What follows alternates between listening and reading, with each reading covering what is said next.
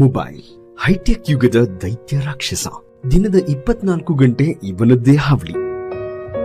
ಇವನ ಆರ್ಭಟದ ಮುಂದೆ ಸಂಬಂಧಗಳು ಸಮಾಧಿ ಹಿಡಿದು ಮೂಲೆ ಸೇರಾಯಿತು. ಕೊಕ್ಕೋ ಅಂತ ಕೂಗಿ ಜಗತ್ತನ್ನೇ ಎಬ್ಬಿಸ್ತಿದ್ದ ಹುಂಜ ಕೂಗೋದನ್ನೇ ಮರೆತು ಹೋಗ್ತಿದ. ಚಿಲಿಪಿಲಿ ಅಂತ ಸದ್ದು ಮಾಡಿ ಶುಭೋದಯ ಹೇಳ್ತಿದ್ದ ಗುಬ್ಬಿ ಮರಿಗಳು ಸದ್ದಿಲ್ಲದೆ ಶವದ ಮನೆ ಸೇರಾಯ್ತು. ಅಪ್ಪ ಅಮ್ಮನ ಜೊತೆ ಮಾತನಾಡ್ತೀವೋ ಇಲ್ವೋ, ಆದ್ರೆ ಕಿವಿಯಲ್ಲಿ ಇಯರ್ಫೋನ್ ಫಿಕ್ಸ್ ಆದ್ರೆ ಸಾಕು, ಜಗತ್ತನ್ನೇ ಮರೆತು ಬಿಡ್ತೀವಿ. ಓಡೋ ಆತುರದಲ್ಲಿ ಎಡವಿ ಬಿದ್ದು ಪ್ರಾಣ ಹೋದ್ರೂ ಆಶ್ಚರ್ಯ ಇಲ್ಲ. ವಿದ್ಯಾವಂತರಾಗಿ ಸಮಾಜಕ್ಕೆ ಮಾದರಿಯಾಗಬೇಕಿದ್ದ ಯುವಜನತೆ ಬೆಟ್ಟಿಂಗ್ ಹೆಸರಲ್ಲಿ ದಾರಿ ತಪ್ಪಿದ್ದು ಕೂಡ ಇದೇ ದೈತ್ಯ ರಾಕ್ಷಸನ ವಶೀಕರಣಕ್ಕೆ.